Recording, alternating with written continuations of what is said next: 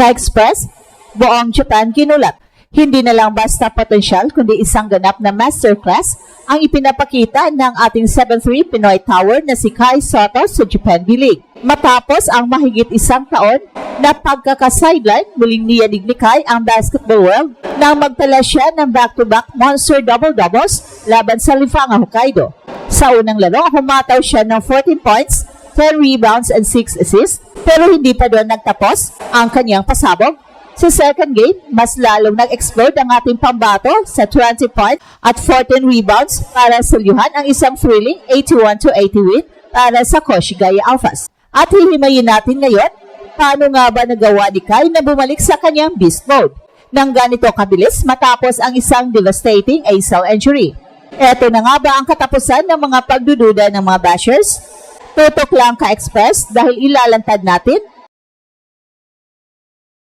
ang advanced stats sa likod ng kanyang dominance mula sa kanyang defensive presence na nagpabago ng takbo ng liga hanggang sa kanyang pinatulis na post-game na literal na napaiyak sa depensa ng Lifanga. At bakit sinasabi ng mga analyst sa Japan na si Kai ang pinaka-nakakatakot na import ngayon? Pag-usapan natin ang internal struggle ni Kai mula sa rock bottom struggles nung nagka-injury siya hanggang sa pagpapatunay na ang kanyang tagumpay ay hindi tsamba kundi bunga ng matinding disiplina. At mananatili lang dito dahil sa dulo ng video ito, ibibigay namin ang aming fearless forecast para sa kanyang susunod na misyon, ang back-to-back games laban sa Sendai 89ers ngayong Sabado at Linggo.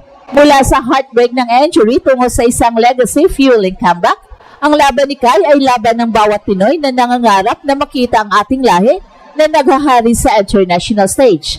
Habang ang Japan B-League ay basing sa bilis ng kanyang resurgence, handa ka na bang sumigaw ng laban Kai?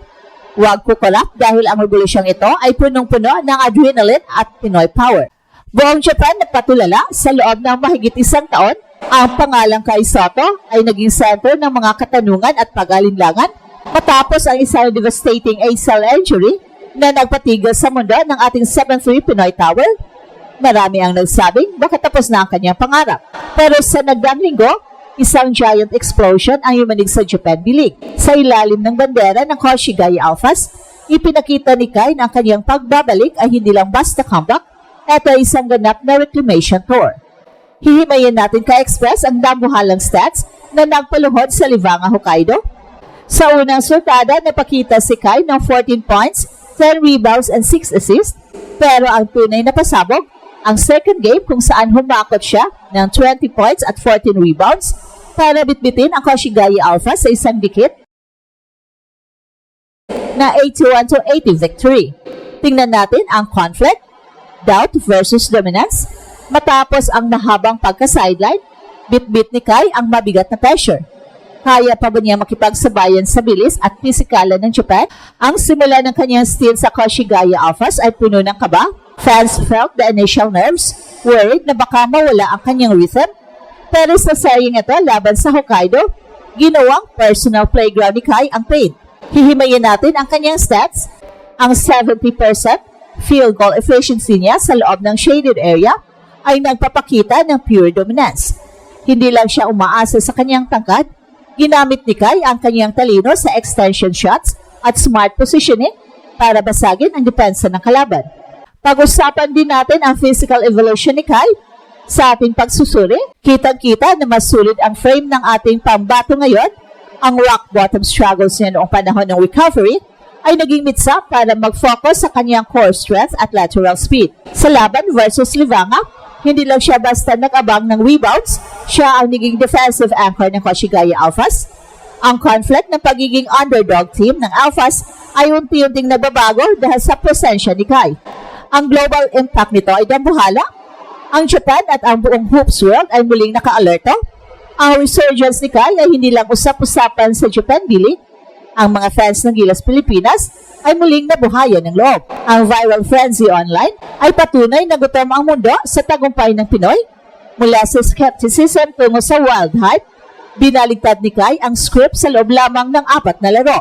Ang emosyon ng bawat tagahanga ay nasa boiling point na dahil napatunayan niyang ang talento kapag pinagsamahan ng unbreakable grit ay laging mangingibabaw. Sa pagbabalik ni Kai sa court, hindi lang ang kanyang puntos ang naging usap-usapan, kundi ang kanyang basketball IQ evolution. So hihimayin natin ang naging laro niya laban sa Lifanga Hokkaido. Hindi lang basta tumayo si Kai sa ilalim ng ring, ginamit niya ang kanyang tangkad para maging isang 7-3 playmaker at sa nakuha niyang 6 assists sa unang game, ipinakita ni Kai ang kanyang kakayahan na makita ang buong court mula sa post, isang skill na bihirang makita sa isang higante. Ang conflict ng modern basketball ay nangailangan ng mga sentro na marunong pumasa at dito literal na ni-level up ni Kai ang kanyang laro. At dito na tayo sa the physical transformation. Marami ang nagtatanong, paano maging beast agad si Kai matapos ang ACL injury? Ang sagot ay nasa kanyang post dominance. Hihimayin natin ang kanyang 20-point explosion. Mapapansin na mas agresibo na si Kai sa paghingi ng bola sa low block. Gamit ang kanyang mas matatag na lower body strength, hindi na siya basta-basta maitulak ng mga veteran imports. Pero sa seryeng ito, binaligtad niya ang script, ginawa niyang weight room ang shaded area, outmuscling the defense para sa 14 rebounds. So hihimayin natin ang defensive anchoring. Ang presensya ni Kai sa loob ay nagpabago sa shot selection ng kalaban. Takot ang mga guards sa Japan na pumasok sa loob dahil sa the Kai effect. Ang conflict ng pagiging mabilis sa liga ng Japan ay sinagot ni Kai sa kanyang improved lateral movement. Kahit galing sa major injury, ang kanyang recovery speed sa block ay nagkakamangha. Ang global impact nito ay suyado na. Ang buong Japan B-League ay abala sa paggawa ng scouting reports para kay Kai. At ngayon paparating ang bakbakan versus Sendai 99ers ngayong Sabado at Linggo. Lahat ay nakatitig. Is this the real Kai Sotto? Ang surge ng views sa kanyang highlights ay patunay na ang Kai Sotto fever ay hindi lang para sa mga Pinoy kundi para sa buong mundo na nag-aantay ng susunod na Asian icon sa NBA level. At dito na tayo sa ating fearless forecast. Bakit magpapatuloy ang dominasyon ngayong weekend? Una, momentum chain. Matapos ang back-to-back double-doubles, ang kumpiyansa ni Kai ay nasa all-time high. Second, mismatch nightmare. Hirap ang Sunday sa mga mobile big man at ang versatility ni Kai ay magbibigay sa kanila ng matinding sakit ng ulo. Number 3, the Gilas motivation. Alam ni Kai na bawat dunk at rebound niya ay mensahe para sa national team coach. Siya ay handang-handa na para sa international duties. Ang ating prediction, isang panibagong monster series para sa ating pambato. Inaasahan natin ang isa pang 20-10 performance na magpapatunay na ang pagbangon ni Kai ay hindi tiyamba, kundi bunga ng pure Pinoy power. At ito ang Express Info kung saan bawat kwento ginulat ang mundo. Don't forget to like and subscribe.